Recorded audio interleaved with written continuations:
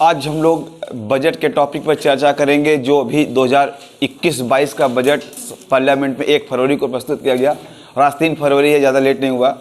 यद्यपि एक दिन लेट हुआ है, ये मुझे कल ही बताना था, लेकिन कल आंकड़े नहीं थे मेरे पास, तो आज भी मेरे पास न्यूज़पेपर है और आप कोई भी न्यूज़पेपर देख सकते हैं। आंकड़े आपको सेम मिलेंगे, मेरे पास दैनिक जागरण ही है। आप इकोनॉमिक टाइम्स या फिर हिंदू या फिर इंडियन एक्सप्रेस, इंग्लिश में 3 न्यूज़पेपर, और या फिर हिंदी में आप दैनिक जागरण, हिंदुस्तान, जनसत्ता कोई भी यूज़ करिए। यहाँ पर हम लोग जो इसकी बात करेंगे बजट की, तो पहले नंबर तो एक सिस्टम जानिएगा कि हम सब न्यूट्रल होंगे, ठीक है। हम लोग किसी पार्टी को बिलोंग नहीं करते हैं, ऐसा मानकर हम लोग यहाँ क्लास पढ़ रहे हैं, क्योंकि यहाँ मैं कुछ आलोचनाएँ और कुछ ग्लोरीफाई भी करूँगा बजट को। जहाँ जहाँ मुझे लगा कि बजट ठीक नहीं था वहाँ मैं बोलूँगा, लेकिन इसको समझने के लिए कि बजट की अवधारणा क्या है, कुछ आपको बेसिक कॉन्सेप्ट मालूम होने चाहिए बजट के बारे में। अगर मैं सिर्फ आंकड़ों की चर्चा आपके सामने बजट के संदर्भ में करूँगा तो आप समझ नहीं पाएंगे। तो उसको समझने के लिए जो बेसिक की ज़रूरत है, पहले उसको हम लोग एक बार समझ लेते हैं जब इस बोर्ड पर, तब आप लोगों को ठीक से समझ में आएगा कि बजट सरकार ने किन परिस्थितियों में और कैसे कैसे कुछ नियमों का उल्लंघन करके प्रस्तुत किया। और ये कोई सामान्य बजट नहीं था, क्योंकि ये उन काल परिस्थितियों में प्रस्तुत किया गया जब पूरी दुनिया जो है इकोनॉमिकल क्रंच की स्थिति से गुजर रही है।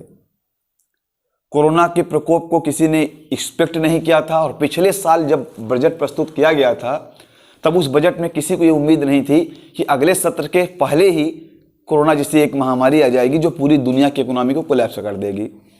इस कंडीशंस में ये बजट अपने आप में दुनिया का सबसे ऐतिहासिक बजट बना। और मैं इस बात को कहने में ज़रा भी हिचकिचाऊंगा नहीं कि बजट के सुधारात्मक जो भी उपाय किए गए हैं वो दूरगामी परिणाम देने के लिए बिल्कुल रेडी हो गए हैं। लेकिन यहाँ पर एक मध्यम वर्ग जो मिडिल क्लास जैसे हम लोग हैं, हम लोगों के लिए कुछ भी है ही नहीं इस बजट के अंदर। यानी ये कह सकता हूँ कि इस बजट में हम लोगों को कुछ नहीं मिला। लेकिन ये मैं कह सकता हूँ मैं डायरेक्टली हम लोगों को कुछ नहीं मिला, लेकिन इनडायरेक्ट हम लोग को बहुत कुछ मिलने जा रहा है। और क्या मिलेगा और कैसे मिलेगा उसको जानने के लिए चलिए बजट के हम लोग बेसिक कॉन्सेप्ट पर आ जाते हैं। तो बजट के बारे में इसके इतिहास को नहीं बताऊंगा कि ये कहाँ से लिया गया। ये फ्रांस से लिया गया सब्जेक्ट है बजट, ठीक है। इस चमड़े का थैला इसका मीनिंग होता है। तो ये सब जो ऐतिहासिक बातें हैं जो आप लोग को जीके में पूछे जाते हैं, वो सब क्लासेस में हमने जनरल क्लासेस में ऑलरेडी डिस्कस किए, उन सब की चर्चा हम यहाँ पर नहीं करने जा रहे हैं। याद रखिएगा, भारत के संविधान में अनुच्छेद 112 दिया गया, आर्टिकल 112 दिया गया है। इसी 112 अनुच्छेद में वार्षिक वित्तीय विवरण को बजट कहा जाता है।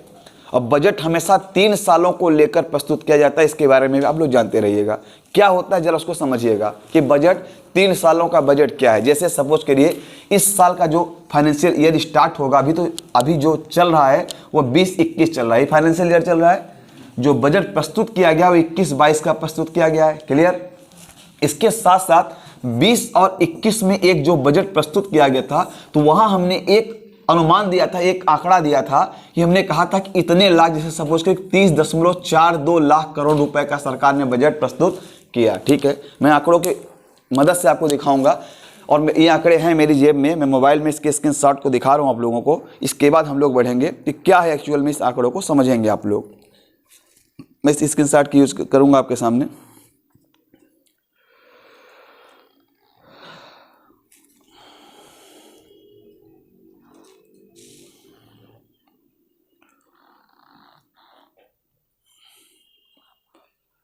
यहाँ पे देखिए 3 टर्म्स दिख रहे होंगे, चाहे आपको दिखने चाहिए, फुल स्क्रीन कर दिया हूं मैं, तो इसको आप देख पा रहे होंगे।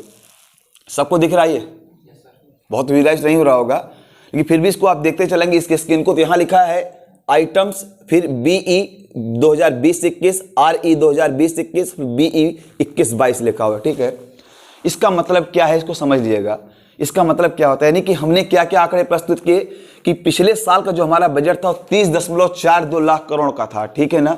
लेकिन जो खर्चा हो गया वो हो गया 34.5 लाख करोड़ का। क्या हुआ, समझ आया ना। पिछली बार हमने 30.42 लाख करोड़ रुपए का बजट प्रस्तुत किया था, और खर्च हमारा जो हो गया है वो 34.5 लाख करोड़ का खर्चा हमारा हो चुका है। इसका मतलब होता है कि हमने जो उस बार अनुमान दिया था उसको हमको संशोधित भी करना पड़ेगा। अरे बोलो, क्लियर है। तो यानी कि पिछले साल हमने जो अनुमान दिया था कि हम इतने का बजट प्रस्तुत कर रहे हैं वो 30.42 लाख करोड़ का था, और इस बार जो वो बढ़कर हो गया है आपका 34.50 लाख करोड़। और इस बार का जो हमने दिया था, जैसे स्टार्ट से मैं आपसे बोल रहा था कि लगभग 35 लाख करोड़ का सरकारी बजट आने वाला है, ऐसा मैंने बोला था। तो इस बार का जो बजट आया भी है लगभग 35 लाख, यानी 34.83 लाख करोड़ का बजट इस बार सरकार ने प्रस्तुत किया है। ठीक है ना।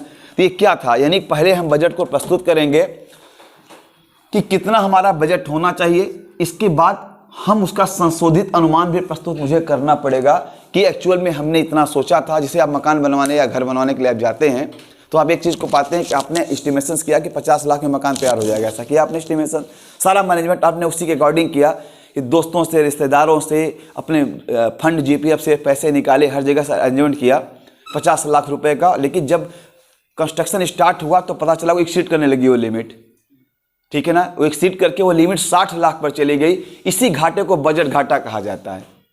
बात समझ नहीं आया कि जो 50 लाख का अनुमान आपने किया था और खर्चा कुल कितना हो गया, इतने लाख का हो गया ना।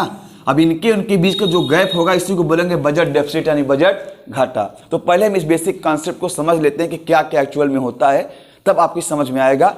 और फिर मैं आपको ये बताऊंगा कि सरकार ने इस बजट को बनाते समय किन किन बातों की अनदेखी की,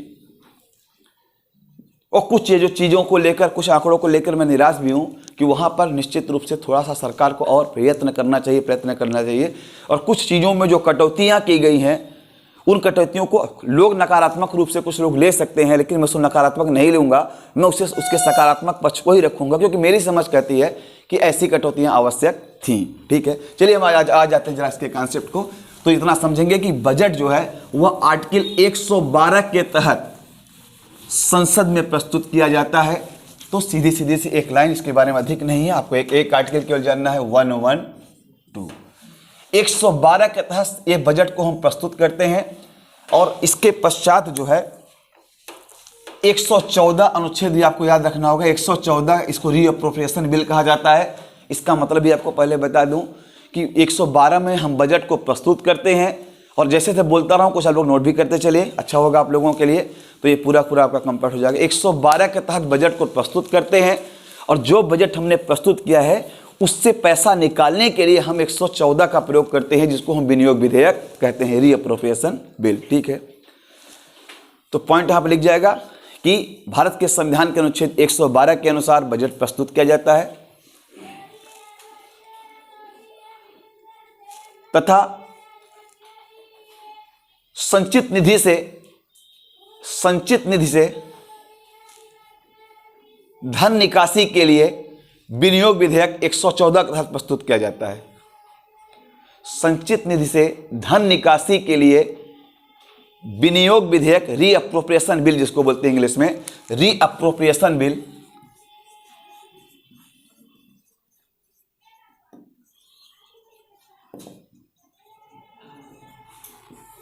वह 114 के तहत प्रस्तुत करते हैं।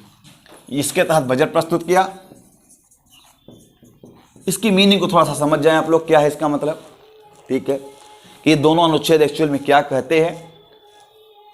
ठीक है, इसको समझ आएगा। चलिए आ जाइए, लिखते रहिएगा आप लोग। हमने जो बजट का अनुमान बताया कि हमने कहा कि सपोज करिए कि 34.83 लाख करोड़ इतने का हमारा बजट है इस साल का, कि मुझे इतना पैसा कहीं से मिल जाए तो मैं पूरे साल का खर्चा सरकार पूरे देश का निकाल सकता हूं। यही तो बजट हुआ। फिर मैं इसमें यह बताऊंगा कि इन पैसों को मैं कहां कहां से लाने वाला हूं और फिर मैं कहां कहां खर्च करने वाला हूं। यही आंकड़ा जो होता है बजट कहलाता है। तो एक बार जब आपने इसको प्रस्तुत कर दिया तो ये पैसे धीरे धीरे सरकार के खजाने में जमा होंगे, जैसे जैसे टैक्स सरकार लगाती जाएगी। लेकिन पैसा एक ही बार में इशू होगा, तो इसका मतलब होता है कोई बहुत बड़ा सा खजाना होगा, ऐसे बड़ा सा खजाना जिसमें ढेर सारा धन भरा होगा, ऐसे धन ढेर सारा भरा होगा, और इसी को संचित निधि कंसोलिडेटेड फंड कहा जाता है। ठीक है, इसमें इतने पैसे हम इससे पहले निकलवा लेंगे और बाद में धीरे धीरे टैक्स के माध्यम से इसमें जमा करते रहेंगे। अरे वो लोग क्लियर है। तो हमने जो आंकड़े प्रस्तुत किए कि 34.83 लाख करोड़ रुपए मुझे चाहिए, उसको निकालना पड़ेगा एक बार। उसी के लिए क्या बिल प्रस्तुत करना पड़ता है, रीअप्रोप्रिएशन बिल यानी विनियोग विधेयक। यानी कि बजट प्रस्तुत करना एक आंकड़े होते हैं और विनियोग विधेयक के माध्यम से हम उस आंकड़े के हिसाब से पैसे को विड्रा करते हैं। पॉइंट क्लियर हो गया सब लोगों को। अब आते हैं जरा सा कुछ हम लोग पॉइंट्स पर जो कि हम लोग ट्रेडिशनल क्लासेस में पढ़ते हैं, उसकी मदद से ही हम लोग जान पाएंगे कि वास्तविक रूप से बिल का एक्चुअल बजट का मतलब क्या है। चलिए आगे बढ़ जाते हैं थोड़ा सा। देखिए, सरकार की आय के जो स्रोत होते हैं, उन्हीं स्रोतों पर हम थोड़ी सी चर्चा करने जा रहे हैं। तो अगर इनकम की बात करते हैं, रिसिट की बात करते हैं, सरकार की आय, तो सरकार की दो प्रकार की आय होती है, एक रेवेन्यू और एक कैपिटल। ठीक है, तो चलिए आय और व्यय का आंकड़ा देख लेते हैं, इसी से आपको आइडिया लग जाएगा बजट के बारे में। ये सबसे महत्वपूर्ण लाइन है। आय यानी इनकम और व्यय मतलब एक्सपेंडिचर, यही ना होता है।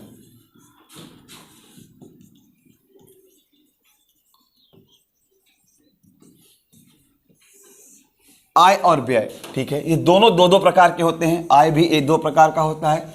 कहां से होता है? एक होता है राजस्व आय, जिसको बोलते हैं रेवेन्यू इनकम। कहीं कहीं रेवेन्यू इनकम की जगह पर रिसीट शब्द का प्रयोग किया जाता है, ठीक है ना।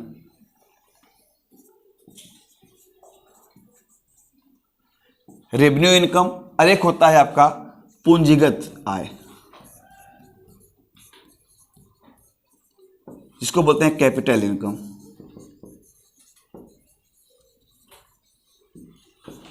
इसी प्रकार से अगर व्यय को भी दो भागों में बांटते हैं तो यह भी राजस्व व्यय होता है और पूंजीगत व्यय होता है।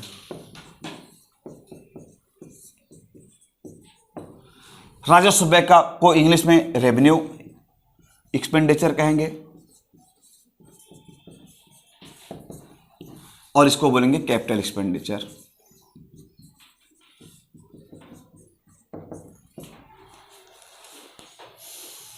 जब इसको आप समझ जाएंगे कि वास्तविक रूप से ये क्या है, तब आपको समझ में आएगा कि बजट क्यों सरकार और किस माध्यम से प्रस्तुत करे, इसका मीनिंग एक्चुअल क्या है।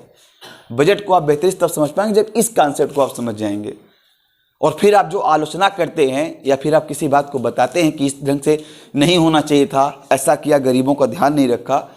अभी कुछ गलतफहमियां हैं लोगों को कि उसकी पेट्रोलियम की कीमत पर जो एक सेस लगा दिया गया है, एग्रीकल्चर सेस लगा दिया गया, उससे पेट्रोलियम, मैं आपको पहले क्लियर कर दूं एक लाइन के लिए कि पेट्रोलियम की कीमत में 1 रुपये की बढ़ोतरी नहीं होगी। इसके कारण से रिटेल मार्केट पे इसका कोई इंपैक्ट नहीं जाएगा। याद रखिए, 25 पैसे भी कीमत रिटेल मार्केट में नहीं बढ़ेगी। एग्रीकल्चर सेस लगाने के बाद भी रिटेल मार्केट पर इसके 25 पैसे का भी इंपैक्ट नहीं जाएगा, ये आप समझ लीजिएगा। अब ये कहाँ जाएगा, एग्रीकल्चर सेस का क्या प्रभाव निकलेगा, यह होता इसी क्लास में हो जाए या फिर किसी नेक्स्ट क्लास में हो पाए, मैं आपको बताऊंगा। लेकिन इतना आप निश्चिंत हो जाएं, इतना जान लीजिए, जो सरकार ने पेट्रोलियम की कीमत बढ़ाने के लिए उस पर एग्रीकल्चर सेस लगाया है, उसका रिटेल मार्केट पर कोई प्रभाव नहीं पड़ेगा। उससे अगर 85 रुपये लीटर पेट्रोल है तो 85 के 85 ही रह जाएगा, वो उससे ऊपर नीचे नहीं होना है। रिटेल मार्केट से इससे कोई लेना देना नहीं है। क्योंकि मैं आपको पहले से बता देना चाहूँगा कि टैक्सेस लगाना जो है वो सरकार का काम है और पेट्रोलियम और डीजल दोनों मार्केट के हवाले है। इसकी कीमतें पेट्रोलियम कंपनियां, जो भारत में कमर्शियल पेट्रोलियम कंपनियां वर्क कर रही हैं, हिंदुस्तान पेट्रोलियम, भारत पेट्रोलियम, इसके साथ साथ इंडियन ऑयल कॉर्पोरेशन, पेट्रोलियम की कीमतें वो निर्धारित करती हैं, सरकार निर्धारित नहीं करती है। तो रिटेल प्रेस का कोई फर्क नहीं पड़ने वाला है। ये बात हम आपको क्लियर करके बता देंगे क्यों मैं इस लाइन को बोल रहा हूँ, ठीक है। और तमाम ऐसे न्यूज़पेपर्स में, तमाम जगहों पर इसको क्लियर कट मेंशन भी कर दिया गया है कि there is no impact in the retail market of the petroleum products due to the agriculture cess. अब इसको मैं डिस्क्राइब करूंगा, लेकिन जिस समय आ जाएगा उसके अकॉर्डिंग आप समझिएगा।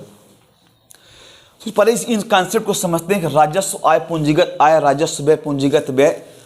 जो मेरे रेगुलर क्लासेस के में इकोनॉमिक्स पढ़े होंगे वो इन बातों को पहले से जानते होंगे, और जो लोग नहीं पढ़े हैं वो लोग इसको देखें पहले, तब समझ पाएंगे कि इसका मतलब क्या है। जो रेवेन्यू इनकम्स होती है, जिस राजस्व आय कहते हैं, एक ऐसा आय, सरकार का एक ऐसा आय जिसमें सरकार की देनदारी नहीं होती है, यानी सरकार को फिर पैसे किसी को लौटाने नहीं। जैसे टैक्स अगर हम लोगों ने दिया और सरकार ने ले लिया तो सरकार की देनदारी नहीं कि उसको लौटाए आपको। लेकिन अगर सरकार हमसे ऋण लेती है या वर्ल्ड बैंक से ऋण लेती है, किसी से ऋण लेती है, तो उसकी देनदारी बनती है लौटाना आने वाले कल में। तो ऐसी कोई भी इनकम जिसमें सरकार की रिटर्न करने की देनदारी बनती है, उसको कैपिटल इनकम कही जाती है। बोलो क्लियर हो गया। और ऐसी कोई भी इनकम जिसमें सरकार को कोई भी देनदारी नहीं, उसकी कोई रिस्पॉन्सिबिलिटी नहीं लौटाने की, वो सारे क्या कहलाते हैं? रेवेन्यू इनकम्स कहलाते हैं। टैक्सेस इसका सबसे बड़ा एग्जाम्पल है।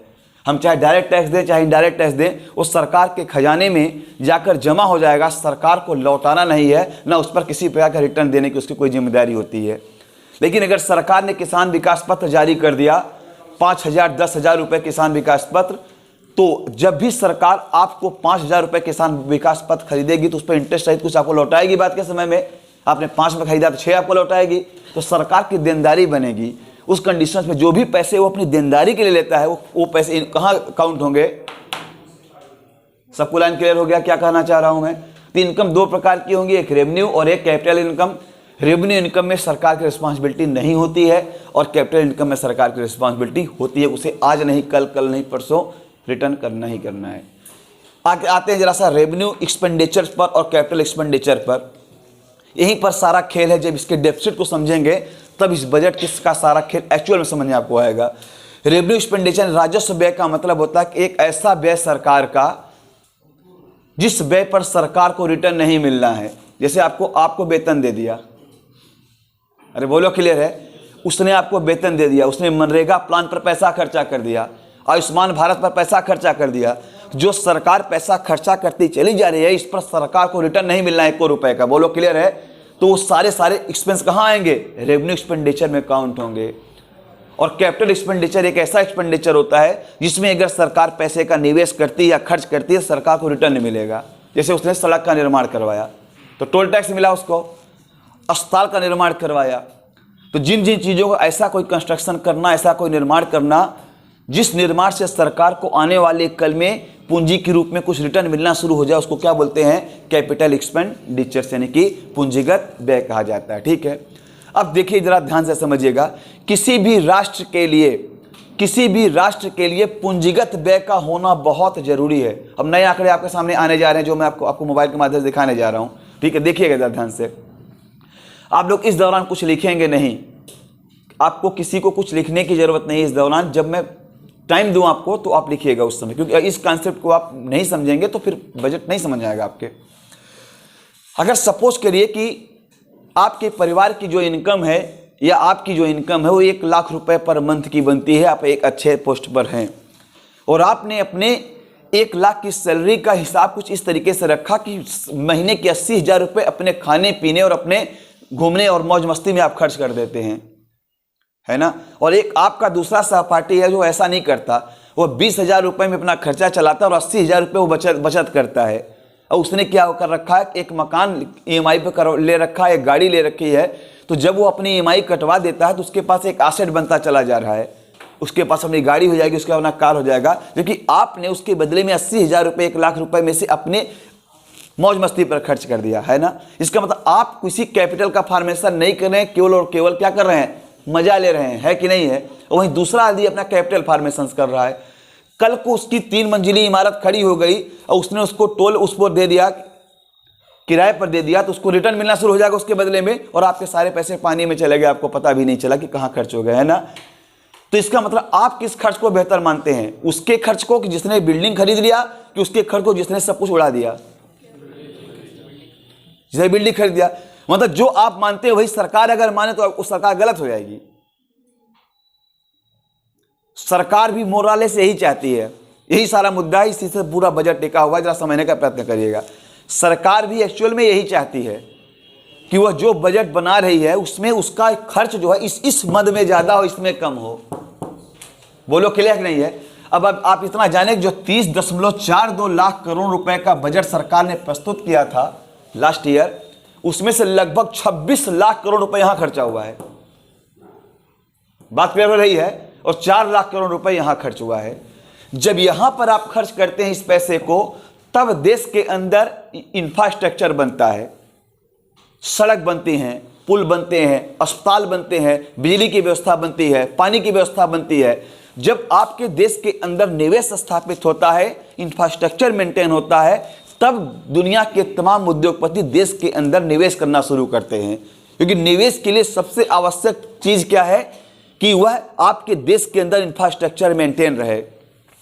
अगर इंफ्रास्ट्रक्चर आपका मेंटेन नहीं है, अगर कोई कंपनी, विदेशी कंपनी देश के अंदर निवेश करने की योजना बना रही है तो उसे जब ये पता चलेगा कि हमारे प्रोडक्शंस के बाद ट्रांसपोर्टेशंस के लिए हमारे इस देश के अंदर सड़क नहीं है या प्रोडक्शंस के लिए बिजली नहीं है, तो निश्चित रूप से वो विड्रा कर जाएगा, हमारे देश के अंदर निवेश नहीं करेगा। इसीलिए सरकार क्या करती है कि धीरे धीरे अपने रेवेन्यू जो है, एक्सपेंडिचर को घटाने लगती है। वो कहती है, और जब तुम्हारे पास पैसे का, तब तुम्हें ठोकर तो तुम्हें तब लगी जब उसने 4-5 EMI तुम्हारे दोस्त ने भर दिया और उसकी बिल्डिंग तैयार होने लगी। तो अब तुम्हें समझना कि तो बहुत गड़बड़ हो रहा है मेरे साथ, चलो मैं भी ऐसा करता हूं। तो आपने अपने मौज मस्ती वाले पैसे को घटाना शुरू कर दिया और उस पैसे को, लेकिन अचानक से लत इतनी बुरी लग गई है आपको कि आप इतनी जल्दी से उसको घटा नहीं पाएंगे, तो आप धीरे धीरे उसको मिनिमाइज करेंगे और अपने पैसे को बचाकर यहां खर्च करना शुरू करेंगे। ऐसा करेंगे आप। इंडिया इसी ट्रांजिशन फेज से वर्तमान में गुजर रहा है। बात क्लियर हो नहीं हो रही है? यानी सरकार का जो रेवेन्यू जो है, एक्सपेंडिचर्स है, वो ऑलमोस्ट 80% हो जाता है और 20% का उसका एक्सपेंडिचर, 20 से 25% का जो एक्सपेंडिचर है वो कैपिटल एक्सपेंडिचर के नाम पर होता है। सरकार वर्तमान के समय में इसी एक ट्रांजिशन पीरियड से गवर्नमेंट गुजर रही होती है। अब आते हैं जरा भारत के पॉलिटिकल सिस्टम की बात करते हैं थोड़ा सा। जब एनडीए यानी कि दक्षिणपंथी सरकार होती है किसी भी राष्ट्र की, जैसे कि भारत में भी दक्षिणपंथी सरकार है, इसके पहले डोनाल्ड ट्रंप अमेरिका में थे, वो दक्षिणपंथी सरकार थे। दक्षिणपंथी सरकार जो होती है वो कंजर्वेटिव प्रैक्टिसेस की मोहताज होती हैं, उनका मैनिफेस्टो ही कंजर्वेटिव होता है। वो क्या करते हैं कि देश के अंदर पूंजीगत निवेश को बढ़ावा देना चाहते हैं और वह इस निवेश को कम करना चाहते हैं, वह राजस्व निवेश को कम करना चाहते हैं, राजस्व एक्सपेंडिचर को कम करना चाहते हैं, इस पैसे को बचाकर यहां लगाना चाहते हैं।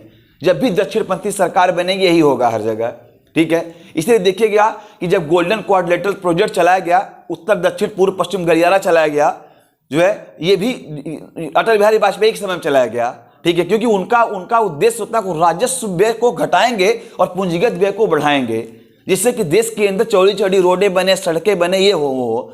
और वहीं पर कांग्रेस यानी यूपीए की जो विचारधारा होती है वो ऐसी होती है कि वो ज्यादा जन कल्याणकारी होती है, मतलब वह जन कल्याण पर ज्यादा खर्चा करेंगे, मनरेगा पर खर्च करेंगे और ग्रामीण सुधार पर खर्च करेंगे, स्वास्थ्य पर खर्च करेंगे, शिक्षा पर खर्च करेंगे, इन पर खर्च करेंगे, इन पर उनका ध्यान नहीं जाता है। तो जो एक लॉन्ग टर्म्स होता है, लॉन्ग टर्म की अगर दीर्घकालिक अवधि की बात किया जाए तो ये एक्सपेंडिचर ज्यादा बेहतर माना जाता है, क्योंकि जब इस पर आप एक्सपेंड किए रहते हैं तो इंफ्रास्ट्रक्चर आपका मेंटेन रहता है। और आपको ये भी पता होना चाहिए कि ऑलमोस्ट 3.5% लोगों को गवर्नमेंट सर्विस करनी है और बचे हुए 7% लोगों को प्राइवेट सेक्टर में कंज्यूम होना है, यानी कुल मिलाकर लगभग 10% लोगों को ही नौकरी मिलनी है, पब्लिक और प्राइवेट सेक्टर को मिलाकर। तो अगर तुम ये मानते हो कि पब्लिक और प्राइवेट सेक्टर में कुल से मिलाकर कुल 10% लोगों को ही नौकरी मिलनी है, तो इसका सीधा सीधा एक मतलब और निकलता है कि 90% लोगों को कुछ और करना होगा। हाथ में हाथ रखकर तो बैठ नहीं सकते हैं वो। अब यहां से जन्म होता है एंटरप्रेन्योरशिप का, जो एमएसएमई का कॉन्सेप्ट है, जो बाद बताऊंगा, अभी थोड़ी देर के बाद आऊंगा मैं वहां पर, ठीक है, कि क्या होता है। तो सरकार क्या करती है, इस निवेश को, इसमें निवेश करके विदेशी कंपनियों को देश के अंदर आकर्षित करती है, जिसको एफडीआई कहा जाता है, फॉरेन डायरेक्ट इन्वेस्टमेंट कहते हैं। फॉरेन डायरेक्ट इन्वेस्टमेंट किसी भी देश के अंदर तब तक नहीं हो सकता जब तक उस देश का इंफ्रास्ट्रक्चर मेंटेन ना हो जाए। तो कैपिटल एक्सपेंडिचर को बढ़ाना सरकार की मजबूरी में होती है और उसकी प्राथमिकताओं में भी शामिल किया जाता है। लेकिन सबसे बड़ी दिक्कत क्या है कि क्या कैपिटल एक्सपेंडिचर के नाम पर रेवेन्यू एक्सपेंडिचर को इतना कम कर दें कि आज जीते जी लोग मर जाएं? आप क्या कहना चाहते हैं कि कैपिटल एक्सपेंडिचर्स को 1 लाख रुपए कमाने के बाद 80,000 रुपए, 85,000 रुपए EMI भरकर 15,000 रुपए में जैसे तैसे खा लेना उचित है? ये भी तो बेहतर नहीं माना जाएगा। इसका मतलब इनके बीच में एक तालमेल होना चाहिए, है कि नहीं है, कि थोड़ा ये और थोड़ा वो। तो जब आप इस प्रैक्टिसेस को प्रमोट करते हैं, आप चाहते हैं कि आपका कैपिटल एक्सपेंडिचर बढ़े, तो कहीं ना कहीं समझौता आपको यहां से करना पड़ेगा, और जब यहां समझौता करेंगे तो नौकरियां कम हो जाएंगी अपने आप, गवर्नमेंट सेक्टर में वैकेंसीज कम आएंगी, क्योंकि सरकार को बहुत ज्यादा पैसा जो है वह वेतन और पेंशन के रूप में भरना पड़ता है। अरे बोलो, क्लियर नहीं है? तो वह क्या करेगी कि नए रोजगार के अवसर को सृजित करेगी ही नहीं। अब आप क्या करना शुरू कर देते हैं, अब इसी से आप आइडिया लगा सकते हैं भारत में पॉलिटिकल सिस्टम का, कि जब जब बीजेपी की गवर्नमेंट आएगी नौकरियां कम हो जाएंगी। बोलो, क्लियर है ना? क्योंकि उनका फोकस किधर जा रहा है? कैपिटल एक्सपेंडिचर की तरफ जा रहा है। वो इन पैसों को बचाकर इस रेवेन्यू एक्सपेंडिचर को, पैसे को कहां शिफ्ट करना चाहते हैं? कैपिटल एक्सपेंडिचर्स में। वो कहते हैं जितने लोग हो उतने से ही काम चलाओ। प्रयाग स्टेशन से फाफा मऊ और थरवई तक एक ही आदमी को लाइन सीधी करनी है। वो लाइनमैन जो ट्रैकमैन होगा वो एक बूढ़ा आदमी होगा 57-58 साल का, उसको 12 किलोमीटर 15 किलोमीटर लाइन को सीधा करने का जिम्मा दे दिया गया। 8 लोगों का काम अकेले उसे करना पड़ रहा है, क्योंकि वो रिसोर्सेज को बचाने का गवर्नमेंट प्रयत्न करेगी, क्योंकि उन पैसों को बचाकर यहां पर अब कुछ प्रैक्टिसेस के लिए अब इसका निर्णय तो आप लोग खुद बौद्धिक हो जाएंगे, थोड़ी देर बाद समझ जाएंगे क्या हो रहा है क्या निर्णय। इसका निर्णय आप खुद करेंगे बाद के समय में ये एक्चुअल में ये प्रैक्टिसेस बेहतर है या नहीं, ठीक है। लेकिन अगर इनके बीच में तालमेल आप ना बैठाएं, इनके बीच में अगर आप तालमेल ना बैठाएं कि आप सीधे सीधे इनको घटाते चले जाएं और इनको आप बढ़ाते चले जाएं, तो भी ये व्यवस्था बहुत अच्छी नहीं मानी जाएगी। रोड ही बनवा क्या करोगे भाई जब देश के अंदर चलने वाले ही ना हो, है ना। तो स्वास्थ्य सुविधाएं और के बेटरमेंट्स के लिए, एजुकेशन के बेटरमेंट्स के लिए आपको कहीं ना कहीं इस पर निवेश करना होगा। तो ये बजट इसी का परिणाम है कि इस बार इन चीज़ों पर विशेष ध्यान दिया गया है। इन नए इस पर डेफिसिट लाने का प्रयत्न किया गया है, जबकि इसकी मात्रा को बढ़ाने का भी प्रयत्न किया गया है। उन्हीं के बीच में एक सामंजस्य है कि ना हमने इनको बहुत कम करने का प्रयत्न किया है और ना ही इनको बहुत बढ़ाने का प्रयत्न किया है, बल्कि एक धीरे से एक ग्रेजुअल स्टेप्स हमने उठाया है और उस स्टेप के थ्रू एक बैलेंस करने का प्रयत्न किया गया है। क्यों ऐसा किया गया? क्योंकि एक्चुअल में एक लैंडमार्क बजट को, इसको मैं अगर कहूँ तो मैं ज़्यादा अतिशयोक्ति नहीं होगी।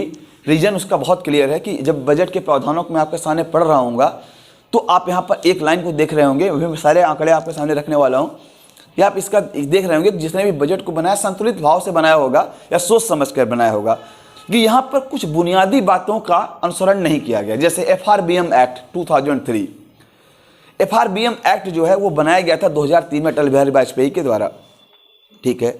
इस एक्ट में ये लाइन कही गई थी कि सरकार को अपने रेवेन्यू डेफिसिट, फिस्कल डेफिसिट को कम करना चाहिए। चलिए हम पहले डेफिसिट के बारे में चर्चा कर दें, किसको क्या कहा जाता है, ठीक है ना। बजट घाटा क्या है, राजकोषीय घाटा क्या है, राजस्व घाटा क्या है, प्राथमिक घाटा क्या है, पहले इनको बता दूं मैं आप लोगों को, तब आपको समझ में आएगा। इतनी बातों से आप लोग तैयार हो गए, क्या हो रहा है, सबकी समझ में आ गया लाइन? सारे लोग पीछे से बोल नहीं रहे, क्लियर है सारे लोगों को? मिस्टर रवि क्लियर है आपको ये सारे पॉइंट्स? अब चलिए जरा सा देखते हैं हम लोग गवर्नमेंट की जो टोटल इनकम्स हैं वो ये हैं, गवर्नमेंट का जो टोटल एक्सपेंडिचर है वो ये है, ठीक है। तो जब भी बजट प्रस्तुत किया जाएगा सरकार के द्वारा तो उसमें ये माना जाता है कि हम जितना कमाएंगे उतना ही खर्च करेंगे। यही तो बुद्धिमानी है, इसी को तो बुद्धिमानी कहेंगे ना, कि मैं जितना कमाऊंगा उतना ही खर्च की बात करूंगा ना, कि चारवाक का रूल यहां लगा देंगे। चारवाक दर्शन समझते हैं ना? हाँ, उधार लेकर घी पीना, कि चाहे जेब में पैसे हो या ना हो लेकिन घी पीना बहुत जरूरी है, चाहे उधारे लेकर पियो, है ना। तो चारवाक दर्शन के बारे में तो आप लोग दर्शन के टीचर से पढ़िएगा। तो इस दर्शन के तो हम लोग समर्थक बन नहीं सकते हैं। इसका मतलब अगर सरकार कहती है कि मैं 34.83 लाख करोड़ का बजट बना रहा हूं, इसका सीधा सीधा यही कि मतलब हो रहा है कि 34.83 लाख करोड़ रुपए कमाएगी कहीं से और उतना ही खर्च कर देगी। बोलो क्लियर है? तो ये तो एक सैद्धांतिक पक्ष हो गया कि जहां जितना मैं कमा रहा हूं उतना मैं खर्च कर दे रहा हूं, लेकिन एक्चुअल में होता ऐसा नहीं है। सरकार जितना कमाती है उससे कहीं ज्यादा क्या कर देती है, खर्च कर देती है। अब अगले साल का जब आंकड़ा आएगा बजट का तो इसका संशोधित आंकड़ा भी प्रस्तुत किया जाएगा। इस साल का जो 34.83 लाख करोड़ का संशोधित आंकड़ा प्रस्तुत करेंगे तो बताएंगे 36.2 लाख करोड़ रुपए खर्चा हो गया। अरे बोलो क्लियर है? तो यही जो खर्च और आय के बीच का अंतर होता है इसी को बजट घाटा बोलते हैं, बजटरी डेफिसिट कहा जाता है। सबको लाइन समझ आया क्या होता है? यानी इनके बीच का जो अंतर होता है उसी को बोलते हैं बजट डेफिसिट, यानी कि बजटरी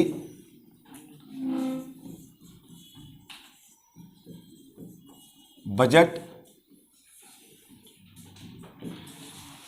तो पहला पॉइंट आपको यही लिखते हैं कि बजट घाटा का मतलब क्या होता है कि कुल आय कुल व्यय में से कुल आय को क्या कर दिया जाए, माइनस कर दें। यानी कैसे लिखेंगे आप, कैसे लिखेंगे नीचे की तरफ कि बजट घाटा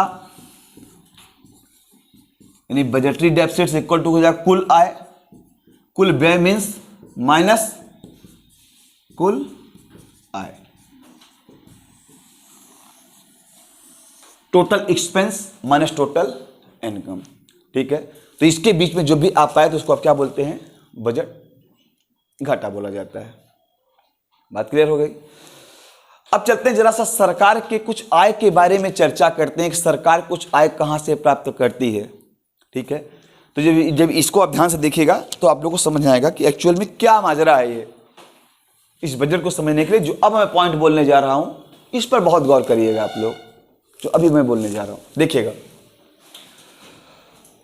जब आप आय की बात करते हैं तो सरकार की आय के कितने स्रोत हैं कि सरकार की आय के स्रोत, सबसे बड़ा स्रोत तो टैक्स ही माना जाता है। डिफरेंट टाइप के टैक्स हैं, जीएसटी लगता है, बोलो क्लियर है।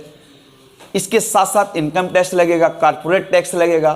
ठीक है, ये सारे जो टैक्सेस लगाएंगे, मैंने टैक्स को सिर्फ टैक्स लिख दिया है आपके लिए। ठीक है ना, ये टैक्स में इनडायरेक्ट और डायरेक्ट टैक्स दोनों टैक्स आते हैं, और बता भी चुका हूं इनडायरेक्ट डायरेक्ट टैक्स के बीच में क्या फर्क होता है एक्चुअल में, कि जब इंसिडेंट और इम्पैक्ट एक ही आदमी के ऊपर पड़े तो उसको डायरेक्ट टैक्स कहा जाता है। जैसे इनकम टैक्स जिसके ऊपर लगा गया उसी को देना पड़ेगा। आप अपने टैक्स को किसी दूसरे को ट्रांसफर नहीं कर सकते कि तुम्हारे पापा तुम्हारा टैक्स भर दें, ऐसा नहीं होगा।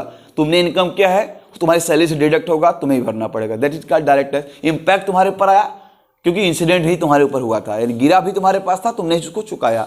लेकिन जब गिरे किसी और के ऊपर, चुकाए कोई और, तो उसको इनडायरेक्ट टैक्स बोलते हैं। जैसे कि सर्विस टैक्स हो गया। आप एक रेस्टोरेंट में खाना खाने गए, तो रेस्टोरेंट में जो खाना आपने खाया, उस खाने के बदले में आपने कुछ टैक्सेस दिए। वो टैक्स आपने सरकार को सीधे नहीं जमा किए थे, बल्कि उस टैक्स उस ओनर को दिए थे जो उसको ओन कर रहा था, उस रेस्टोरेंट को, और उसने बाद में इस टैक्स को रिटर्न के रूप में दाखिल किया तो भरा। बोलो है कि नहीं है? तो यहाँ पर बीच में कोई इंटरमीडिएटरी व्यक्ति आ गया जिसने उस टैक्स को पे किया, यानी जिसके ऊपर इंसिडेंट हुआ उसने उसको नहीं दिया बल्कि किसी अन्य ने उसको चुकाया, ट्रांसफर हुआ एक माध्यम दूसरे माध्यम में। क्लियर है ना? ऐसा ट्रांसफरेबल, इसको इनडायरेक्ट टैक्स यानी कि अप्रत्यक्ष कर कहा जाएगा। ठीक है, तो जीएसटी एक अप्रत्यक्ष कर का एग्जाम्पल है। मैं बता दूं, जीएसटी 17 अप्रत्यक्ष यानी इनडायरेक्ट टैक्सेस को रिप्लेस करके लाया गया था। वो टैक्सेस बाद में कभी, तो टैक्स सबसे बड़ा माध्यम सरकार की कमाई का होगा। इसका एक उसका माध्यम होता है ऋण का। इतने पर हम रुक जाएंगे। ये नेशनल इंटरनेशनल डेब्ट्स जो होती हैं, सरकार ने किसी विदेशी एजेंसी से, जैसे कि वर्ल्ड बैंक से या किन्हीं संस्थाओं से, आईएमएफ से, किसी से कर्ज लिया। ठीक है, सरकार हमसे भी कर्ज ले सकती है, आम जनता से भी, आम जनता से ऋण पत्र के माध्यम से कर्ज लेती है। ठीक है, ये ऋण पत्र जारी कर देगी, वह ऋण जो जिसको कि उस ऋण पत्र को आरबीआई जारी करती है मार्केट में, और आम जनता उसको खरीद लेती है, और बदले में 5,000, 10,000, 5,000, 10,000, 20,000 का इसका ऋण पत्र खरीद लिया, और बाद में मैच्योरिटी अमाउंट के बाद उससे 1-2 हज़ार बढ़ाकर उसको मिल जाता है। तो जब आपने उसको खरीदा, उस ऋण पत्र के माध्यम से भी सरकार ने आपसे ऋण लिया। पॉइंट क्लियर हो गया? तो बेसिकली सरकार के जो कमाई का, आय का जो स्रोत होता है, वो मुख्यतः दो ही तरीके से आएगा। एक तो आएगा उसको टैक्स के माध्यम से, एक आएगा ऋण के माध्यम से। ऐसा होगा। ठीक है, अब चलिए मैं एक एग्जाम्पल छोटा सा लेकर आपको दिखाऊंगा, तब आपको समझ आएगा कि बजट घाटा और राजकोषीय घाटा यानी फिस्कल डेफिसिट के बीच में क्या अंतर होता है। ठीक है ना? अब यहाँ लिखते हैं राजकोषीय घाटा। तो राजकोषीय घाटा यानी फिस्कल डेफिसिट क्या होता है, इसको समझने का प्रयास करेंगे आप।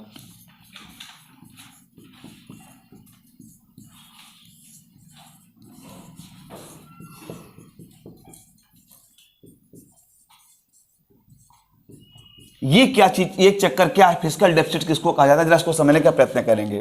ठीक है, आपने कुल आय किया है, यानी कि कुल आय, कुल जो आपका व्यय है,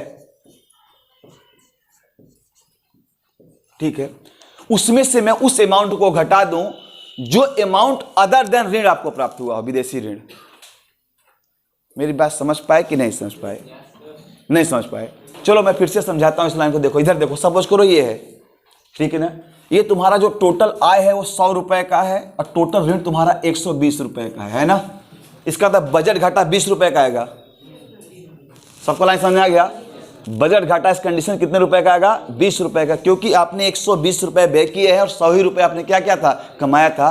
तो अब इस आंकड़ों से समझने का जरा प्रयत्न करिएगा। ठीक है, जो ये 100 रुपए आए हैं, इसमें विदेशी जो ऋण लिया गया था, जो विदेशी ऋण था, सपोज करिए कोई विदेशी ऋण जो है, वह विदेशी ऋण 20 रुपए के बराबर था। इसका तो और आय 80 रुपए के बराबर ही बचेगा। अरे लाइन क्लियर है? तो जब तुम कुल आय तुम्हारी है कितनी एक्चुअल में, अरे कुल व्यय तुम्हारा कितना है, 120 रुपए, इसमें से 80 रुपए माइनस करो तो तुम्हारा घाटा बढ़ कितना हो जाएगा, 40 रुपए। यहां कितना आया था? इस घाटे को बोलते हैं फिस्कल डेफिसिट, राजकोषीय घाटा। क्लियर है? इसमें किसको हमने माइनस किया? जो विदेशी ऋण हमने लिया था, यानी कुल आय में से विदेशी ऋण को माइनस कर दें तो जो शेष आय बचेगा और उसको हम माइनस करते हैं अपने कुल व्यय में से, तो जब बच जाता है क्या कहलाता है? फिस्कल डेफिसिट कहलाता है। यानी फिस्कल डेफिसिट में कभी भी उस इनकम को नहीं जनरेट करते हैं जो हमने विदेशी संस्थाओं से ऋण के रूप में लिया हुआ है। बात सबको समझ आ गया? इसका मतलब होता है कि हम जब यहां लिखना शुरू करेंगे फिस्कल डेफिसिट एक्चुअल में क्या होता है, तो यहां आप लिखेंगे फिस्कल डेफिसिट में कि कुल व्यय और माइनस वह आय, मतलब आय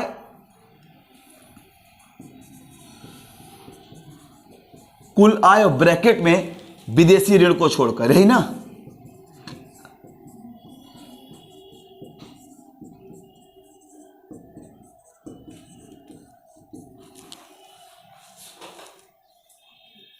विदेशी ऋण जो हमने लिया था उसको हमने क्या कर दिया था? छोड़ दिया। जिससे हमने विदेशी ऋण को छोड़ दिया यहां पर, तो हमारी टोटल 80 रुपए ही तो बची ना। सबको लाइन समझ आ गई ना? अरे श्योर? क्योंकि इसको नहीं समझोगे तो बजट नहीं समझोगे, फिर सब उत्साह 2 मिनट में खत्म हो जाएगा। फिर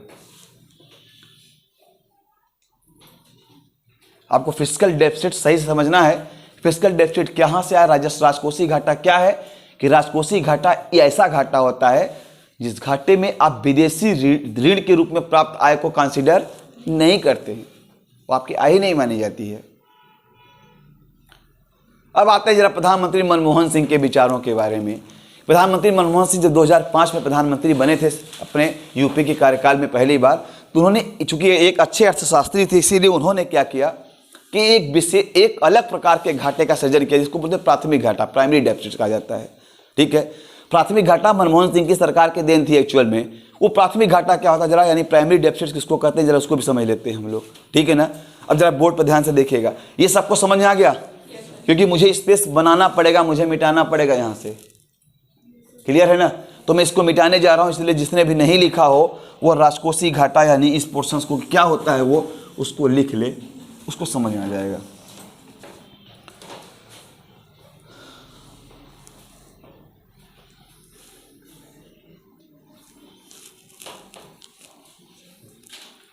मिटा दूं मैं? चले इधर आते हैं। प्राथमिक घाटा किसको कहते हैं? आपने अगर विदेशी ऋण लिया है या फिर आपने ऋण लिया है, तो ऋण लेने के बाद आपको ब्याज तो चुकाना ही पड़ेगा ना, है ना? आप सपोज करिए कि आपने अपनी आय के लिए 100 रुपए का ऋण ले लिया और उस पर हर साल आपको 10 रुपए का ब्याज चुकाना है, तो आपको एक्चुअल प्राप्ति तो 90 रुपए की हुई ना, क्योंकि 10 रुपीज तो आपका किस में चला गया? ब्याज में चला गया। तो फिर जब आप प्राथमिक घाटा की बात करते हैं यानी प्राइमरी डेफिसिट की बात करते हैं, प्राइमरी डेफिसिट ये क्या होता है जरा इसको समझेंगे आप। तो प्राइमरी डेफिसिट यानी प्राथमिक घाटा, इसको बोला जाता है इंग्लिश हिंदी में बोलते हैं प्राथमिक घाटा। इसमें क्या करते हैं कि हम जो हमारे पास फिस्कल डेफिसिट मिला था, राजकोषीय घाटा मिला था, उस राजकोषीय घाटा में से ब्याज को माइनस कर देते हैं।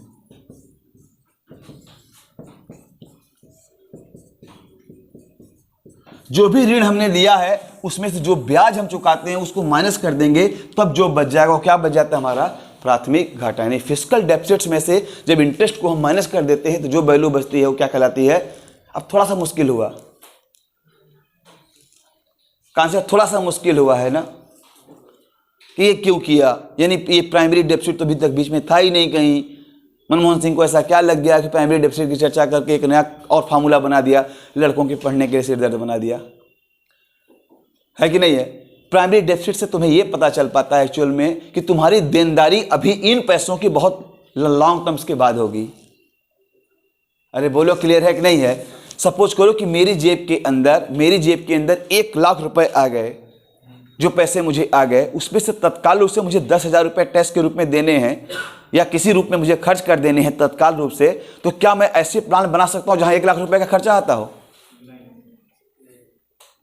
क्योंकि 10,000 रुपए तो मुझे इंस्टेंटली देना पड़ जाएगा इंटरेस्ट के रूप में ना। यानी मुझे प्लान हमेशा प्राथमिक घाटा के आधार बनाया जाना चाहिए, है कि नहीं है? यानी जो पैसे मेरे पास रुके रहे उन्हीं का आधार प्लान बनाया जाना चाहिए। इसीलिए primary deficit concept Manmohan Singh सरकार द्वारा लाया गया था कि जो तुम्हारी एनुअल देनदारी बनती है ब्याज के रूप में, उसको इसमें से क्या कर दो? माइनस कर दो। फिजिकल डेफिसिट इसके बाद चेक करो कि तुम्हारे पास कितना अभी अभी इसके बाद तुम्हारी कितनी डेफिसिट बची है, उसको पूरा करने का यत्न किया जाए। ठीक है, तो प्राइमरी डेफिसिट इसलिए लाया गया था। यद्यपि प्राइमरी डेफिसिट की चर्चा हम बजट के दौरान नहीं करेंगे, लेकिन जब आप घाटा पढ़ रहे थे तो यह बात आप जानिएगा कि क्या है एक्चुअल में, समझिएगा। अब मैं इस पूरे बोर्ड को साफ करने जा रहा हूं। ठीक है, इसके बाद मैं फिर से यहां पर कुछ बातें आपको बताऊंगा जिसको लेकर आप लोग थोड़ा सा सावधान हो, क्योंकि इस बार का जो राजकोषीय घाटा फिजिकल डेफिसिट है वो सरकार ने 6.8% निर्धारित किया है, जो बहुत बड़ी बात है, जो बहुत बड़ी बात है कि राजकोषीय घाटा को इस बार के बजट में 6.8% और पिछली बार 9.5%, जो ये वित्त वर्ष बीत गया, इसमें राजकोष का घाटा 9.5% चला गया। इसका मतलब कि जितना हम कमाए हैं उसमें से 9.5% ज्यादा हमने खर्च कर दिया, और वो हमारे राजकोष से निकाला जाएगा और लौटेगा भी नहीं। उसमें ऐलान क्लियर है कि नहीं है?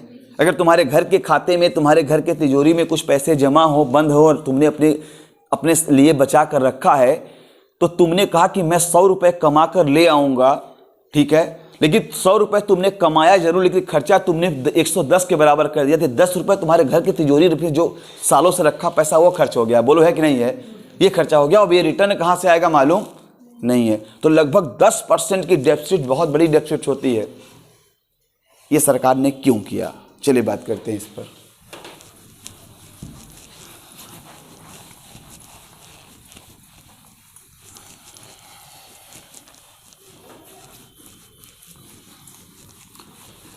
क्योंकि जब आप किसी चीज को समझने, किसी सिस्टम को समझने का प्रयत्न करते हैं, तो इस सिस्टम में आपको ये समझना होगा कि सरकार की वास्तविक समस्या है क्या, सरकार किन चीजों से जूझ रही है, या फिर वो किस प्रकार की समस्याएं झेल रही है जिनके समाधान के लिए उसने ऐसे प्रावधान किए। क्योंकि अगर समस्याएं ना होती तो जाहिर सी बात है कि उनको समाधान के रूप में प्रस्तुत करने का कोई औचित्य बनता ही नहीं।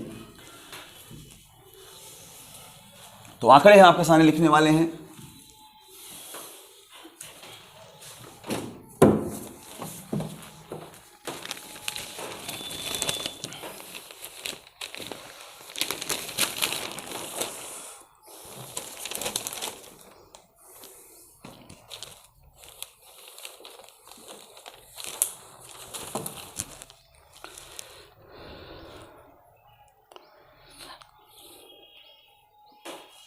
ये चार्ट मैं आपके सामने पहले बना देता हूं, ठीक है,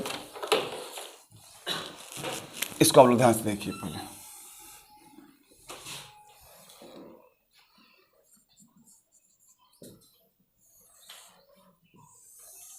और इसको आप लोग भी बना लीजिएगा अपनी कॉपी के अंदर।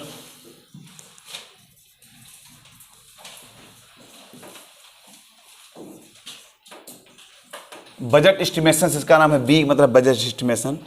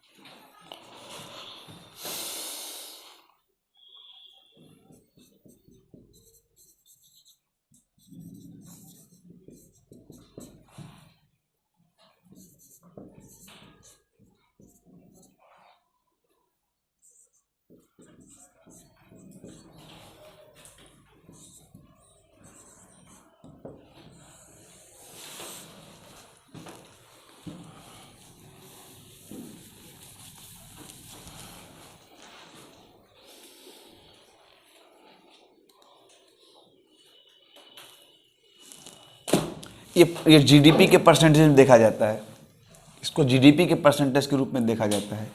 यहाँ लिखना चाहो लिख दो as percentage of GDP, as percentage of GDP.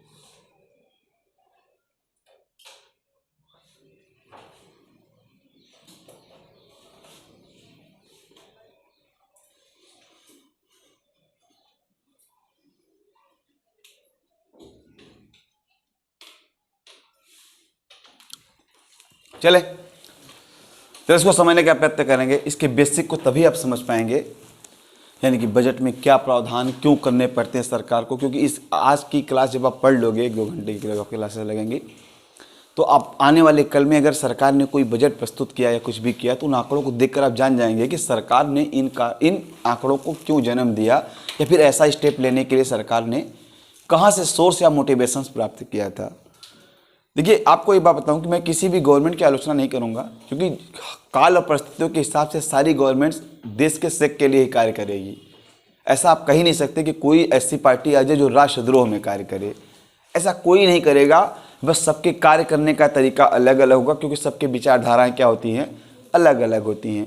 तो जो वैचारिक मतभेद का मामला बनता है, वो वैचारिक मतभेद को पॉलिटिकल लेवल पर ही सुलझा लेना चाहिए, उसको मनभेद के रूप में कन्वर्ट नहीं करना चाहिए। उसमें हम लोगों का भी कुछ नकारात्मक रोल होता है कि हम लोग अपने चश्मे से देखना शुरू कर देते हैं, जबकि काल और परिस्थितियाँ जो होती हैं वो कुछ और इशारा कर रही होती हैं। ठीक है, तो जरा अगर इस पर नज़र आप डालते हैं तो इसमें क्या क्या कि बजट एस्टिमेशन जो था आपका, बजट एस्टिमेशन BE 2020-21 था, वह कहा गया था कि उसमें, और ये रिवाइज एस्टिमेशन हो गया 2020-21 का। ये तो हमने बताया ना, संशोधित अनुमान आ जाता है तुम्हारा। अगर यहाँ तुम खर्चा करने की बात करते हो कि यहाँ पर 30.42 लाख करोड़ रुपए का तुमने बजट प्रस्तुत किया था, और खर्चा हो गया 34 कुछ लाख करोड़ का, अभी मैंने बताया वहाँ पर खर्चा हो गया। इसका मतलब आप रिवाइज करते हैं, वास्तविक रूप से बाद में रिवाइज करते हैं आप, ठीक है ना। जब खर्चा हो जाता तब बताते हैं आप। फिर अगला बजट आपने ये प्रस्तुत किया तो उसमें क्या कहा गया कि जो कैपिटल एक्सपेंडिचर होगा, अब यहीं पर एक लाइन थोड़ा सा और लिखना चाहिए था, उसके माध्यम से यहाँ ये लिख देना चाहिए था कि एक्चुअल में पिछले बजट में कुल कितने रुपए का खर्च किया गया था। ठीक है, तो आपको समझने में और आसानी होगी।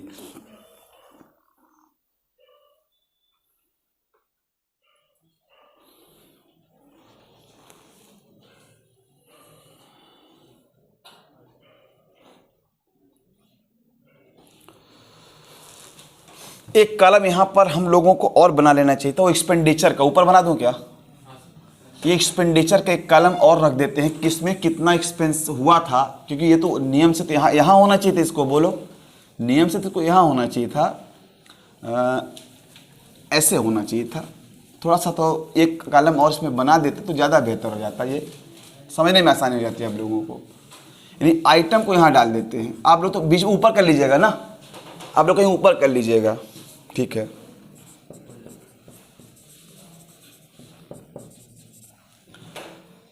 अब यहां पर बजट एस्टिमेशन 2020-21 कर देते हैं, यहां पर रिवाइज एस्टिमेशंस कर देते हैं आपका 2020-21 और यहाँ पर कर देते हैं फिर बजट एस्टिमेशन 2021 और 22। ठीक है, यहाँ पर जो खर्च आया था 30.42 लाख करोड़। बोलो क्लियर है? LC लिख दे रहा हूँ, लाख करोड़ समझ जाइएगा। इसलिए यहाँ पर आया था 34.50 LC और यहाँ पर जो आपका आया था वो आया था 34.83, यानी आने वाला है 8 LC। अब तो पूरा चार्ट कंप्लीट हो गया आप लोगों का। ठीक है,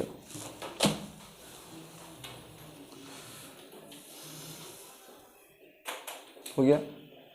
अब इससे आप आइडिया लगाइए कि सरकार कहाँ जा रही है, सरकार क्या कर रही है, और सरकार इतना फिस्कल डेफिसिट FRBM जो है, जो एक्ट पारित किया गया 2003 में, इसके सुझावों को भी सरकार ने नहीं माना।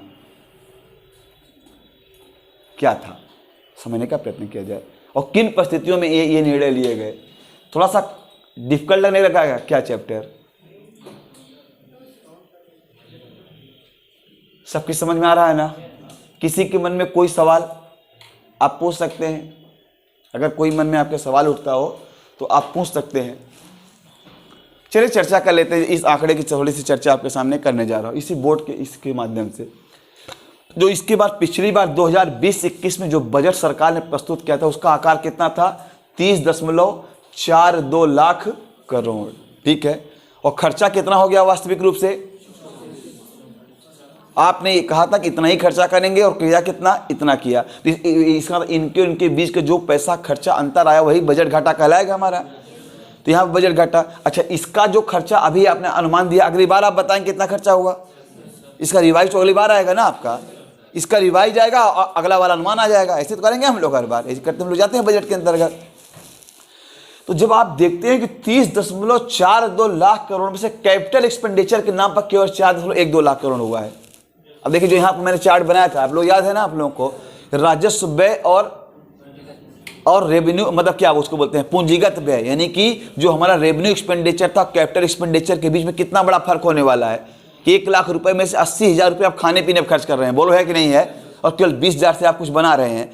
यहाँ टोटल जो पैसा आपका इनकम का जन सोर्स था वो 30.42 लाख करोड़ रुपए का था। लगभग 30.5 लाख करोड़ रुपए आप कमाएंगे, इनकम करेंगे, और उन पैसों में से आप केवल 4.12 लाख करोड़ रुपए केवल कैपिटल एक्सपेंडिचर पर खर्च कर रहे हैं, और बाकी लगभग 26 लाख करोड़ रुपए, ये 26,20,000 करोड़ दिखाई पड़ा सीधा सीधा है ना, 26,20,000 करोड़ आपका रेवेन्यू एक्सपेंडिचर था।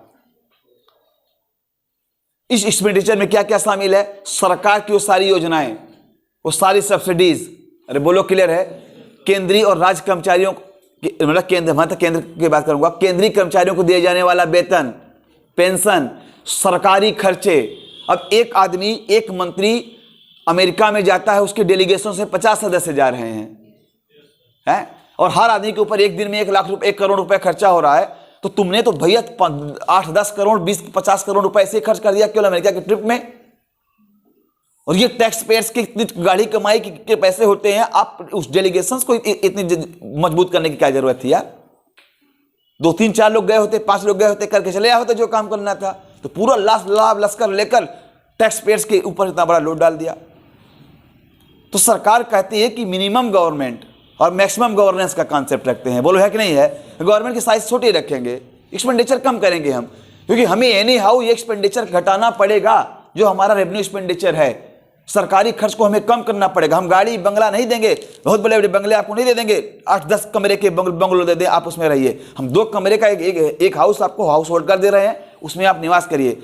1-2 कर्मचारी आपको दे रहे हैं, यानी आपकी गाड़ी वाड़ी हर चीज कटौती करेंगे हम सारी सुविधाओं में, सरकारी सुविधाओं में कटौती करेंगे, क्योंकि हमें रेवेन्यू डेफिसिट्स को कम करना है। बोलो क्लियर है? हमें रेवेन्यू डेफिसिट्स को कम करना है। अब राजस्व घाटा क्या होता है? कुल राजस्व कमाई माइनस राजस्व व्यय। अरे बोलो क्लियर है? अब राजस्व आय और राजस्व व्यय समझ गए ना आप लोग क्या होता है? राजस्व आय मतलब कि जो ऐसा आय जिस आय में सरकार की देनदारी नहीं है, और खर्चा ऐसा जिसमें सरकार को कुछ मिलना ना हो। तो राजस्व घाटे को, रेवेन्यू डेफिसिट को कम करने का सिर्फ एक तरीका है कि आप सरकारी खर्चे को कम करें। ठीक है, लेकिन कई बार आप देखेंगे मैं उल्टी बातें भी करूंगा कि जब मैं ये लाइन कहना शुरू कर दूंगा कि सरकार को अब सरकारी खर्च बढ़ा देना चाहिए, इसी समय सरकार को तत्काल सरकारी खर्च बढ़ा देना चाहिए, जिससे कि क्राउडिंग आउट इफेक्ट हो जाए। और ये क्राउडिंग आउट इफेक्ट जो होता है मार्केट से पैसे को उसको विड्रॉ कर देगा। जब मुद्रास्फीति के टॉपिक पर हमने चर्चा किया होगा तो हमने क्राउडिंग आउट इफेक्ट की चर्चा किया था आपके सामने। वहां पर सरकार को सरकारी खर्च को बढ़ाना पड़ता है, इसलिए अर्थव्यवस्था हमेशा एक ही करवट नहीं बैठेगी। उसको समझने के लिए आपको पूरी इकोनॉमी की समझ होनी चाहिए। यद्यपि जब उसको आप समझ पाएंगे तब तक बजट का सेक्शन बहुत पुराना हो चुका रहेगा। जब आप नेक्स्ट बैच में जाकर पढ़ना शुरू करेंगे उन टॉपिक्स को कि क्राउडिंग आउट इफेक्ट की जरूरत क्यों पड़ती है। यहां मैं लगातार कह रहा हूं कि government must reduce the revenue expenditures just in order to overcome the deficits of the revenue. उसको रेवेन्यू डेफिसिट्स को कम करने के लिए अपने रेवेन्यू एक्सपेंडिचर को कम करना चाहिए, और रेवेन्यू एक्सपेंडिचर जब कम होगा तभी कैपिटल एक्सपेंडिचर बढ़ेगा आपका, है कि नहीं है। और उस कंडीशन में आप देख सकते हैं कि 30.42 लाख करोड़ की कुल कमाई में से आपका 4.12 लाख करोड़ ही कैपिटल एक्सपेंडिचर में खर्च हो रहा है। यानी इसी से सड़क बनेगा, पुल बनेगा, बाकी सब सरकारी योजनाओं में जाएगा। अगर आप टोटल पैसे का इसको निकालना शुरू कर देते हैं तो 30/4 इंटू 100 करेंगे आप, यही तो करेंगे आप कि आप करेंगे 4/30 इंटू क्या कर देंगे 100, परसेंटेज कैलकुलेट हो जाएगा आपका, यानी 40 और डिवाइडेड बाई 3 कर देंगे आप, यही तो हुआ आपका। और 40 नहीं है, कितना है तुम्हारा 30 ही तो है ना ये, हाँ 4/30 सही है। तो अगर आप ये करते हैं 4/30, इतना परसेंटेज केवल, इसका मतलब होता है लगभग 13-14% पैसा आप खर्च कर रहे हैं, है कि नहीं है। जब इतना पैसा ही खर्च कर रहे हैं केवल अपने मतलब उसके ऊपर, इसको बढ़ाएं आप अपनी कुल कमाई का 13-14-15% कैपिटल एक्सपेंडिचर में खर्च करें, इसको बढ़ाएं आप। बढ़ाने का तरीका यही है आपके पास, या तो फिर टैक्सेस को लगाएं। अभी इस बजट की सबसे बड़ी विशेषता क्या है, इसमें नए टैक्स लगाए ही नहीं गए। इस बजट में नए टैक्स लगाए, यहां तक इनकम टैक्स के स्लैब में भी अंतर नहीं किया गया है ना। इनकम टैक्स का नए टैक्सेस नहीं लगाया, कोई इनकम टैक्स का स्लैब नहीं बदला, बल्कि 75 साल के बुजुर्ग जो नागरिक होते हैं उनको ITR भरने से छूट प्रदान कर दिया। जो 75+ हो चुके हैं उनको इनकम टैक्स रिटर्न दाखिल करने की जरूरत अब नहीं है इस बजट के बाद। यानी अगर वो इनकम करते हैं तो उन्हीं का हो गया इनकम, सीधी सीधी एक लाइन बनती है। But very few persons over the 75 groups belong to that categories, almost less than 1 lakh. 1 lakh से ज्यादा संख्या है ही नहीं जो 75+ को क्रॉस कर गए हों और टैक्स पेयर भी हों। तो सरकार को इससे बहुत ज्यादा प्रॉफिट मिलने वाला नहीं था। हाँ, बूढ़े बुजुर्ग जरूर इसमें प्रसन्न हो जाएंगे, क्योंकि अभी भी लाइफ एक्सपेक्टेंसी भारत में 69 साल है। 75 जाते थे कहानी खत्म हो जा रही है। तो ये बहुत सोची समझी रणनीति बनाई गई है कि नहीं है, कि ऐसा कुछ कर दो कि लोगों को लगे कि हाँ इनको तो टैक्स के बारे में मैंने एग्जम्प्ट कर दिया है, वो खुश हो जाएंगे और मेरे पास कुछ कहने को हो जाएगा। यद्यपि इसका बहुत अच्छा या बहुत बुरा प्रभाव पड़ने वाला नहीं है, लेकिन टैक्स स्लैब को नहीं बदला गया। अब बिना टैक्स स्लैब को बदले, बिना नए टैक्स को लाए हुए आप अपने रेवेन्यू को कैसे बढ़ाएंगे? जाहिर बात है चैलेंजिंग काम है, कैसे करेंगे? तो आपको सिर्फ यही करना पड़ेगा कि आपको अपने रेवेन्यू एक्सपेंडिचर को क्या करना पड़ेगा, कम करना पड़ेगा।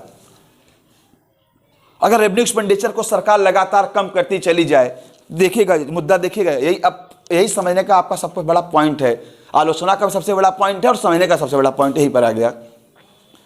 सरकार ने टैक्स नए नहीं लगाए, है ना, लेकिन जो नया आकार यहां से बढ़कर यहां पहुंच चुका है, अरे बोलो क्लियर है, यानी 30.42 लाख करोड़ से 34.83, यानी लगभग 4.5 लाख करोड़ रुपए ज्यादा इस बार चाहिए ना। यही तो चाहिए, दोनों के बीच में अंतर है। और एस्टिमेशंस देखो, सरकार ने पिछली बार 30.42 लाख करोड़ रुपए का बजट प्रस्तुत किया था और रिवाइज कितना हो गया हो, इसका मतलब सीधा सीधा ये भी यहां से बढ़कर करीब 38 तक जाएंगे, है कि नहीं है, यहां तक जाएंगे।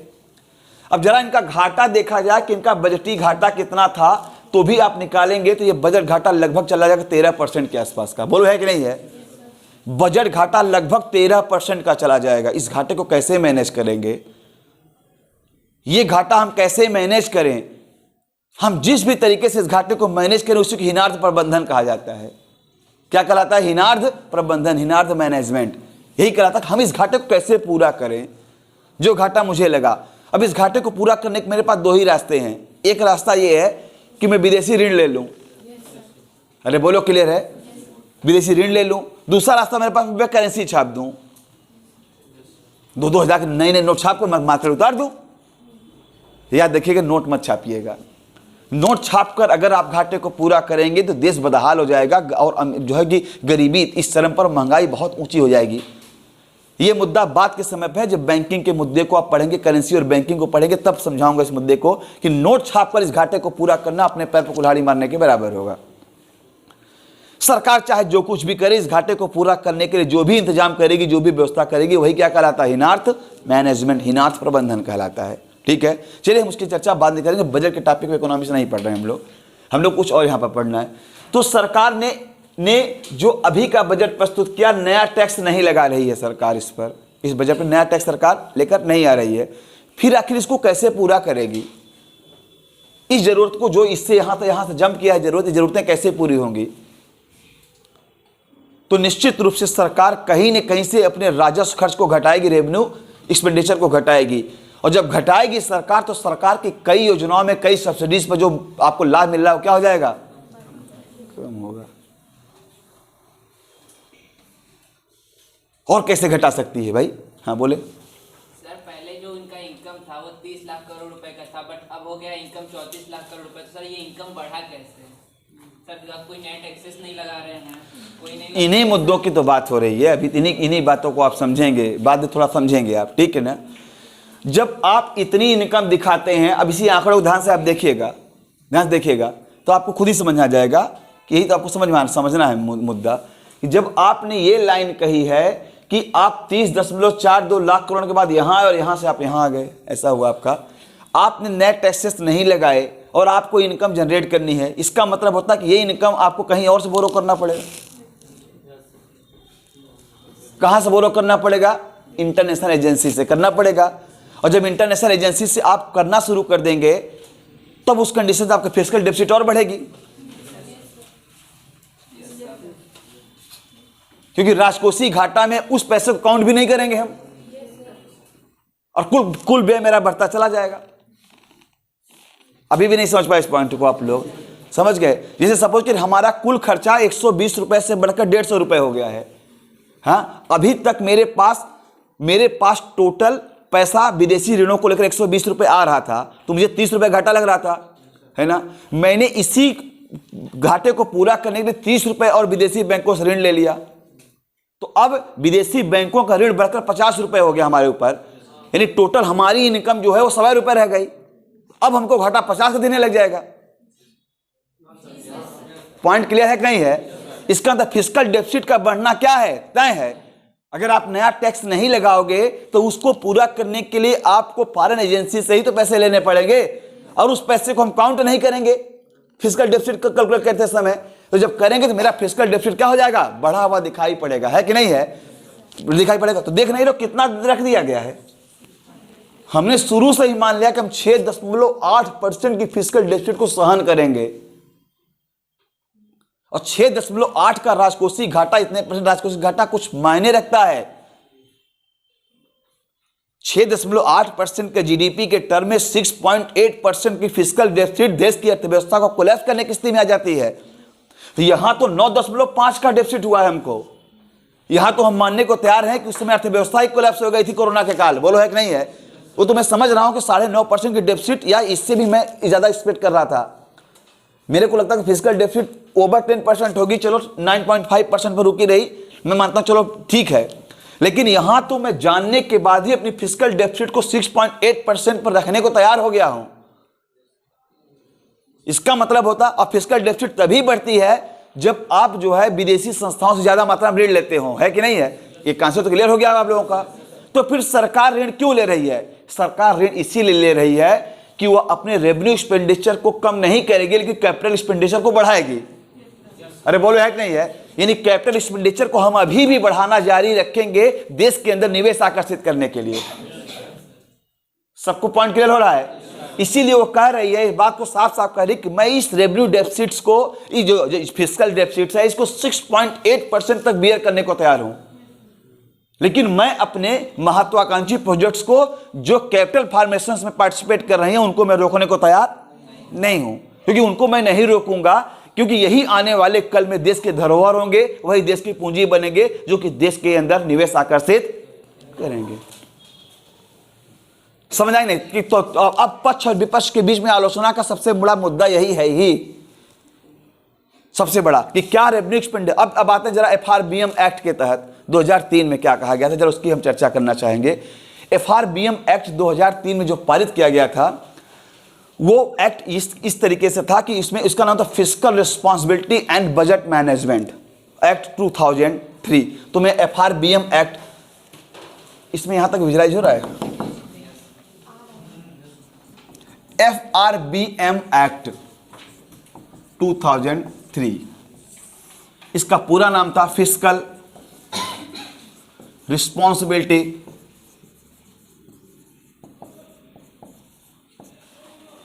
एंड बजट मैनेजमेंट एक्ट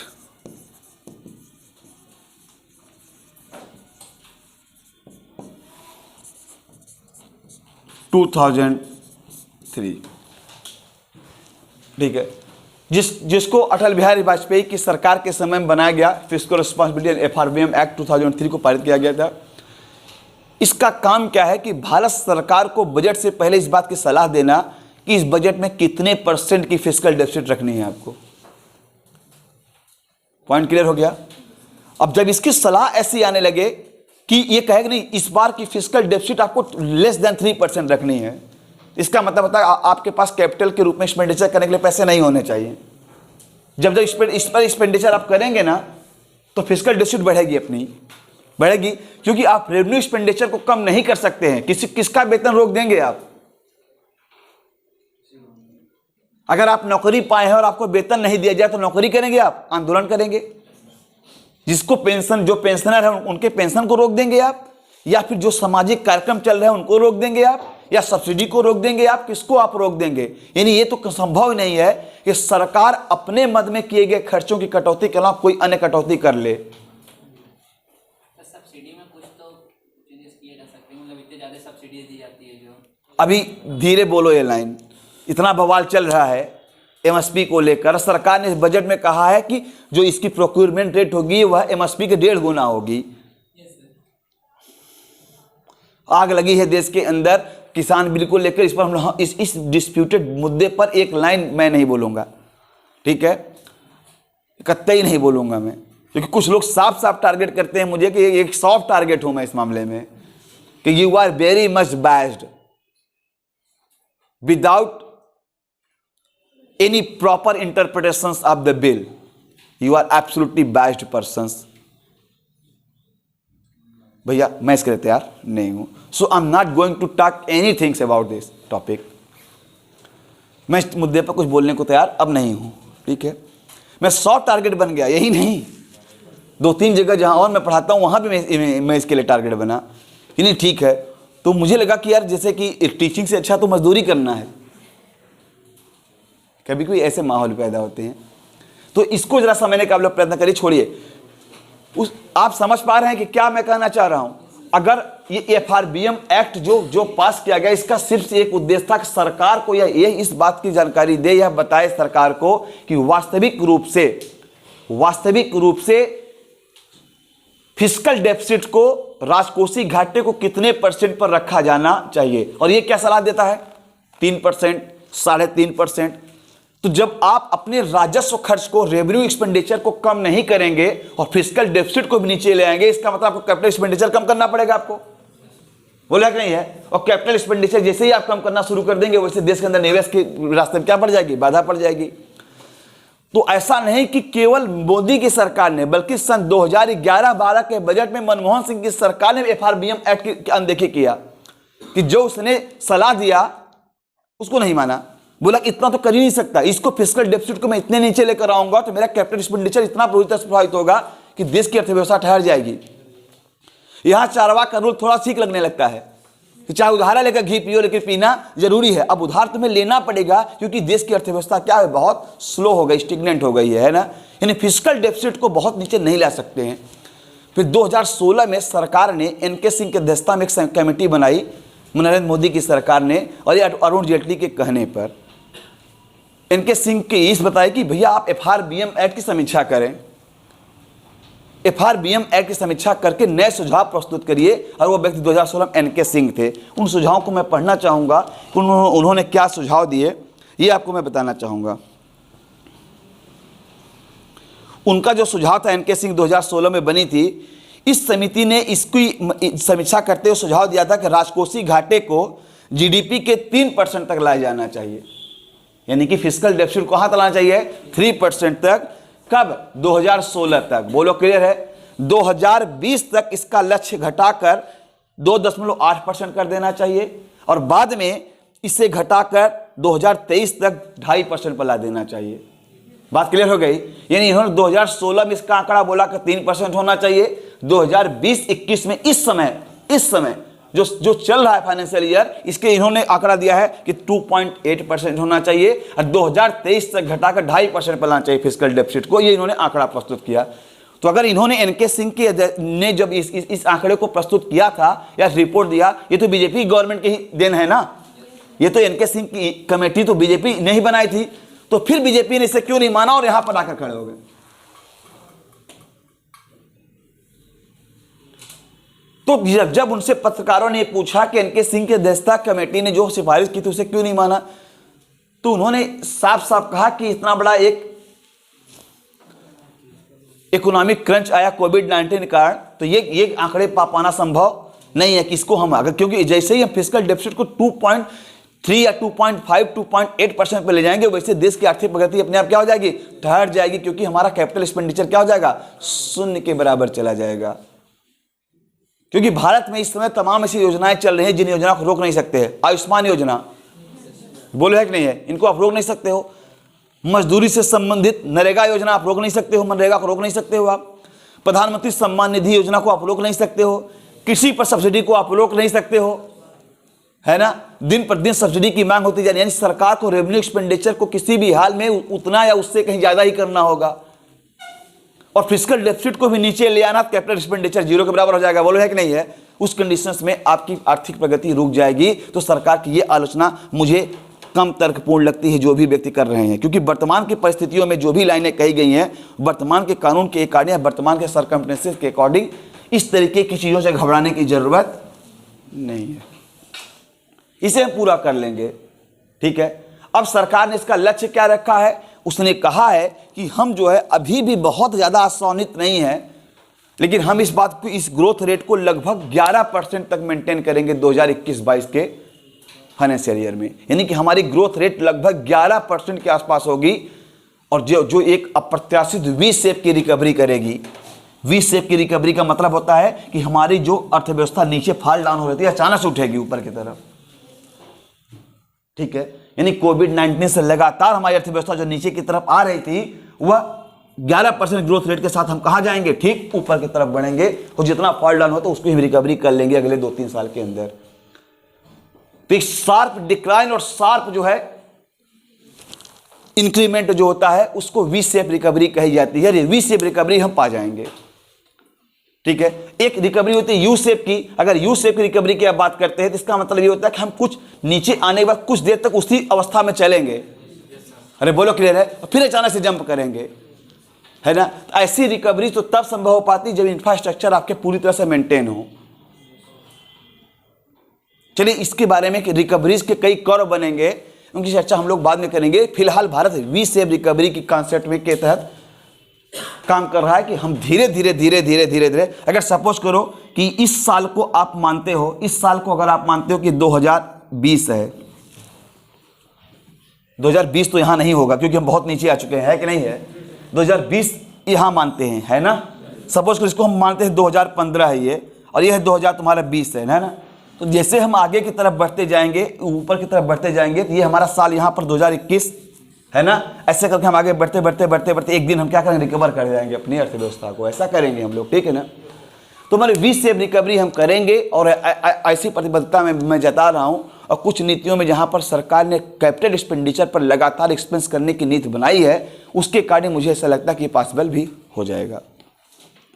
बात समझ आ रही है? अब सरकार ने कुछ योजनाओं पर पैसों को काटा है। नरेगा जैसी योजनाओं पर पैसों को बढ़ाया है सरकार ने, मनरेगा जैसी योजनाओं पर सरकार ने निवेश को बढ़ाया। आयुष्मान भारत को छुआ तक नहीं, पीएम सम्मान निधि को नहीं छुआ, लेकिन ग्रामीण विकास पर लगभग 34% की कटौती कर दी सरकार ने। अब ग्रामीण विकास में जितने पैसे सरकार खर्च कर रही थी, उन पैसों में लगभग 34% की कटौती की गई है। ये आलोचना का विषय नहीं बनाया जाना चाहिए, क्योंकि आवश्यकता जितनी की ग्रामीण विकास थी वो पिछले बजट में की जा चुकी हैं। इसीलिए अब ग्रामीण विकास के लिए किसी प्रकार की स्पेशल फंड की कोई आवश्यकता नहीं थी। आलोचना का कोई बिंदु नहीं बनता है, सहमत हूं मैं। लेकिन एक जगह मैं सहमत नहीं हूं, और वो है कि शिक्षा के क्षेत्र में केवल 6% तक की बढ़ोतरी किया जाना, इससे मैं सहमत नहीं हूं।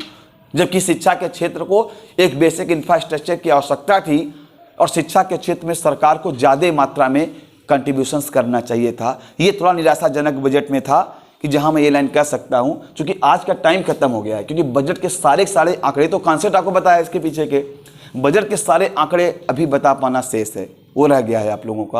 और आज का टाइम समाप्त हो गया, लगभग 11 बज गए हैं। ज्योग्राफी के टीचर आ चुके हैं, तो आज आप लोगों की जो क्लासेस हैं वो क्लासेस इसी पर मैं रोकूंगा। आंकड़ों के हिसाब से आप समझते हैं, ये समझ गए ना आप लोग क्या मुद्दा है ये पूरा। एक्चुअल बजट को इसी माध्यम से समझा जाना चाहिए। यही एक पूरा चार्ट बजट को समझाने के लिए क्या है, आपके लिए पर्याप्त है कि क्या किसमें किया गया। अब आप इस बात को अगर ध्यान रखते हैं कि कैपिटल एक्सपेंडिचर सरकार को बढ़ाना चाहिए, नहीं बढ़ाना चाहिए रेवेन्यू एक्सपेंडिचर को, तब आप सरकार की आलोचना करें सरकार नौकरी को घाटती है, नौकरी दे ही नहीं रही, नौकरी नहीं दे रही, नौकरी नहीं दे रहे। क्यों नहीं दे रही समझ आ रहा है? या क्यों रोक लगा कर रखी है? इसलिए क्योंकि सरकार इतनी योजनाओं पर पैसे खर्च करती है ऑलरेडी, कि नई नौकरियां बना पाना, उनके लिए वेतन की व्यवस्था कर पाना सरकार के लिए तभी संभव हो पाएगा जब सरकार टैक्स स्लैब को बढ़ाए या नेट टैक्स लेवाई कराए। बोलो है कि नहीं है? और दोनों ही कंडीशंस में देश में आग लगनी एकदम निश्चित है। तो ये दो धारी तलवार है गवर्नमेंट, इधर पकड़ो तो भी कटेगा, उधर पकड़ो तो भी कटेगा। ये सबके लिए है। कोई भी पॉलिटिकल पार्टीज गवर्नेंस करने के लिए जाएगी, उसके लिए इसी प्रकार के कांटों का शेष उसका इंतजार करता रहता है, और विपक्ष उसी प्रकार से बैठकर उसकी आलोचना करेगा। सत्ता में आज एनडीए है तो विपक्ष यूपीए है, कल को सत्ता में यूपीए आएगी, विपक्ष एनडीए होगा। रोल हमेशा ऐसे ही होंगे सबके, जो विपक्ष में है वो हमेशा विपक्षी बना रहेगा। सर, जो ग्रामीण विकास में लगभग 34% की कमी की गई है, तो सर मनरेगा को फिर बढ़ाया गया, और ग्रामीण विकास के क्षेत्र में प्रधानमंत्री ग्राम सड़क योजना आता है, तो सर फिर वहाँ क्यों कमी की गई है? क्या चीज? सर, जैसे ग्रामीण विकास में 34% की कमी की गई है। ग्रामीण विकास का मतलब ग्रामीण इंफ्रास्ट्रक्चर के ऊपर, तो जो प्रधानमंत्री ग्राम सड़क योजना है वो भी ग्रामीण विकास के अंतर्गत आएगा।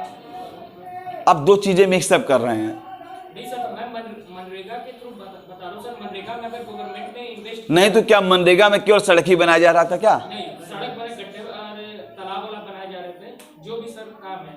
तो अगर सपोज करिए कि हमने किसी मद में पैसे को घटाया है और उस योजना को चालू रखा है, इसका मतलब मेरे पास कोई और भी प्लान हो सकता है उसको करवाने के लिए। कि अगर हम यहाँ पर मैं आया हूँ क्लास पढ़ाने के लिए, तो मैं सिर्फ क्लास ही पढ़ा सकता हूँ, कोई अन्य काम नहीं कर सकता? कर सकता हूँ। तो योजनाओं जो योजनाएं चल रही होती है उनके स्वरूप को बदला जा सकता है। उस पर आप अध्ययन करिए कि क्या है, सरकार ने किन योजनाओं को रोका, किन योजनाओं को नहीं। स्वरूप तो बदले जा सकते हैं गवर्नमेंट के द्वारा। अब ये मैं इसके लिए मैं कोई अपना प्री एजम्पशंस नहीं दे सकता हूँ, कि मैं सिर्फ सीधे बजट की व्याख्या कर रहा हूँ जो बजट में था। मेरा प्री एजम्पशंस नहीं हो सकता इसमें। इसमें जैसे बीए 2020 और 21 का जो बजट एस्टिमेशन, हाँ, बजट फिस्कल डेफिसिट लागू किया गया था 3.5% का, तो यहाँ पे जाके रेवेन्यू एक्सपेंडिचर में 9.5 हो गया, वो क्यों हो गया? नहीं और क्या, आपने तय इतना किया था और हो इतना गया। आपकी फिस्कल डेफिसिट तय कितनी थी? 3.5% की, मिली कितनी? 9.5%। 6% फिस्कल डेफिसिट सरप्लस हो गया। बोलो एक नहीं है? क्यों हो गया? क्योंकि आपकी आर्थिक प्रगति क्या हो गई थी उतने दिन तक? ठप पड़ी थी। सरकार सिर्फ खर्च ही तो कर रही थी, कुछ पा तो रही नहीं थी। सरकार रेवेन्यू एक्सपेंडिचर बढ़ता चला जा रहा था, इसलिए ऐसा हुआ। इस आंकड़े को कोई भी सब अंडर एस्टिमेट कर रहे हैं। ये तो होना ही होना था। बोलो है कि नहीं है? ये तो होना ही होना था। अब मुझे कुछ बातों पर चर्चा करनी थी जो सरकार ने आत्मनिर्भर भारत अभियान के तहत मई 2020 से शुरू किया और फिर आप ये कह सकते हैं कि बजट एक लैंडमार्क डिसीजन सरकार का इसलिए माना जाएगा क्योंकि कहीं ना कहीं सरकार ने आत्मनिर्भर भारत की तरफ बहुत सशक्त कदम उठाया इस बजट के माध्यम से। इसकी इस बात की चर्चा करना अभी शेष बचा, जो कि आज की क्लास में पॉसिबल नहीं हो पाया, तो हम इसको कल की क्लास में जो है कि वो करें। इसको बंद करो, इसको हम कल की क्लास में जो है हम इसको डिस्कस करेंगे। आप लोग इसको देख लीजिएगा, जिन जिन लोगों को पढ़ना